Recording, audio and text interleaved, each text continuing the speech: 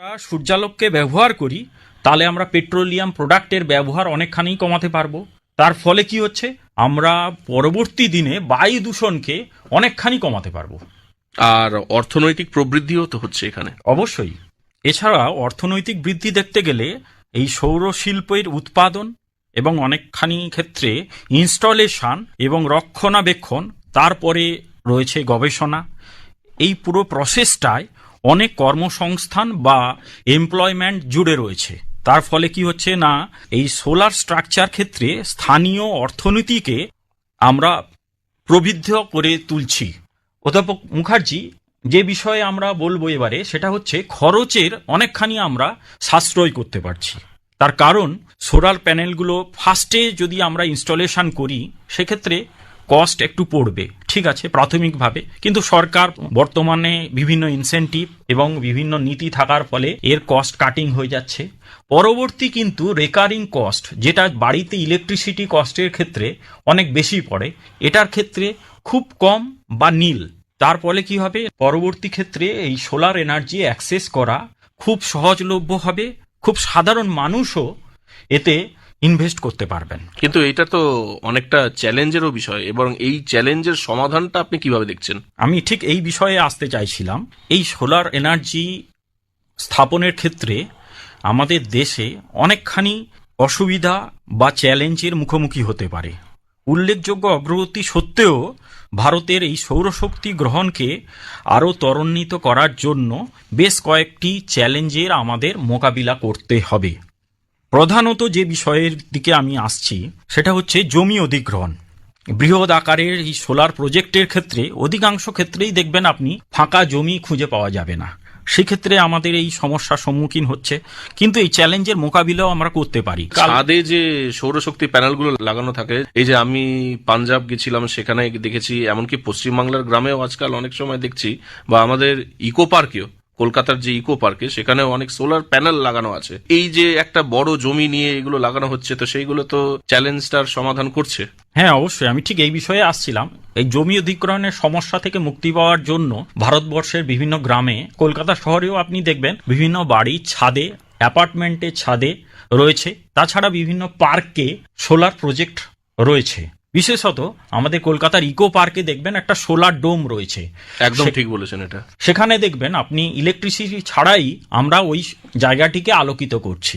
আচ্ছা অধ্যাপক মুখার্জি, এই বিষয়ে আলোচনায় আমরা সোলার এনার্জি কিভাবে আমাদের জীবনকে বদলে দিয়েছে, সেই বিষয়ে যদি শ্রোতা বন্ধুদের দু এক কথা বলেন তাহলে খুব ভালো হয়। হ্যাঁ, সৌরশক্তি যেভাবে অর্থনীতির উন্নয়ন করছে, সেটার বিষয়ে মূলত আমি 4টে পয়েন্ট বলতে চাই। প্রথম পয়েন্টটা হচ্ছে খুবই গুরুত্বপূর্ণ, সেটা হচ্ছে নারীর ক্ষমতায়ন। আমরা দেখব যে প্রচুর গ্রামের মহিলারা সৌরশক্তি স্থাপন ও রক্ষণাবেক্ষণ করে। হ্যাঁ, আজকাল দেখেছি আমি অনেক ক্ষেত্রেই গ্রামের মেয়েদের, বা খুব বেশি এডুকেটেড নয় কিন্তু তাদেরও বিভিন্ন ট্রেনিং দিয়ে এই কাজে লাগানো হচ্ছে। হ্যাঁ, এটা একটা ইউজফুল হিউম্যান রিসোর্স, এবং তারা যেই কাজটা করছে, সম্মান এবং আর্থিক স্বাধীনতা অর্জন করছে। এবং দ্বিতীয় পয়েন্টটা হচ্ছে শিক্ষা। ধরুন কেরালার মতন রাজ্যে সৌরশক্তি চালিত ডিজিটাল শ্রেণীকক্ষগুলি শহর গ্রামীণ শিক্ষাগত বৈষম্য দূর করে ফেলছে। আজকাল আমি দেখতে পাই বিভিন্ন স্বাস্থ্যকেন্দ্র বা হসপিটালে এই সোলার এনার্জিকে কাজে লাগিয়ে ওরা 24 আওয়ার্স সার্ভিস দিচ্ছে। একদমই ঠিক। আমি এই পয়েন্টটাই আসছিলাম, যে আপনি যেটা কথা বললেন সেটা হচ্ছে স্বাস্থ্যসেবা এবং সৌর রেফ্রিজারেটর। আচ্ছা, সৌর রেফ্রিজারেটরটা কি দেখুন, সৌর রেফ্রিজারেটর দূরবর্তী ক্লিনিকগুলিতে টিকার কার্যকারিতা নিশ্চিত করে। ধরুন ছত্তিশগড়ে সৌরশক্তি চালিত প্রাথমিক স্বাস্থ্যকেন্দ্রগুলি 24/7 পরিষেবা প্রদান করছে। তাহলে কর্মসংস্থানেরও সংখ্যা বেড়ে যাচ্ছে। কর্মসংস্থান, যেটা এই মুহূর্তে খুবই গুরুত্বপূর্ণ। এবং অধ্যাপক ত্রিপাঠী, আপনাকে বলতে চাই যে ভারতের সৌর খাতে 2021 সালে 1,63,000-এরও বেশি লোক নিযুক্ত হয়েছিল। তাহলে 2030 সালের মধ্যে কি হবে? এবং 2030 সালের মধ্যে 3.4 মিলিয়ন, তাহলে ভাবুন 1 মিলিয়ন হচ্ছে 10 লক্ষ, তাহলে 3.4 মিলিয়ন কর্মসংস্থানের পূর্বাভাস দেওয়া হয়েছে।